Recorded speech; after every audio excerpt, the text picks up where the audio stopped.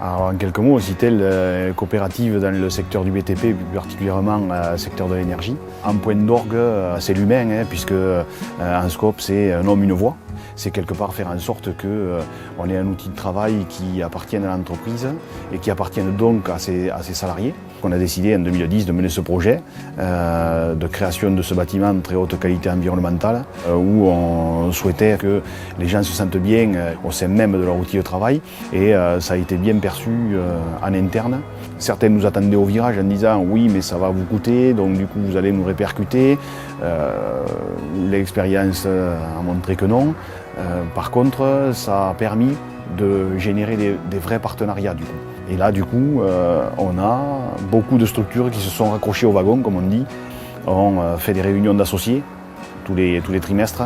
Quelqu'un qui aura participé au choix de son matériel va se l'approprier encore plus et du coup développer ce sentiment d'appartenance. La RSE, c'est plusieurs piliers. On a le pilier social, on a le pilier économique, on a le pilier environnemental. Ils sont tous imbriqués. Ce mix-là peut être mis en avant qu'un par rapport à l'autre quelque part. Moi, je me sens vraiment intégré, quoi. C'est notre outil de travail, on travaille pour nous.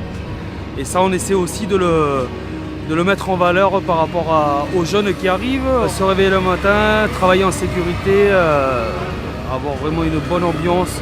C'est vrai que l'entreprise essaie aussi de nous donner envie de venir travailler dans de bonnes conditions, quoi. Alors des actions sont menées au quotidien. Quand on nous demande un temps partiel pour une raison particulière, il est systématiquement accordé. Donc on l'a voulu toujours cette communication participative parce qu'on a des retours aussi de nos partenaires qui ne sont pas peu fiers d'ailleurs de parler de nous. C'est ceux qui quelque part nous redonnent de l'élan et du courage pour continuer à avancer dans ces projets-là, quoi.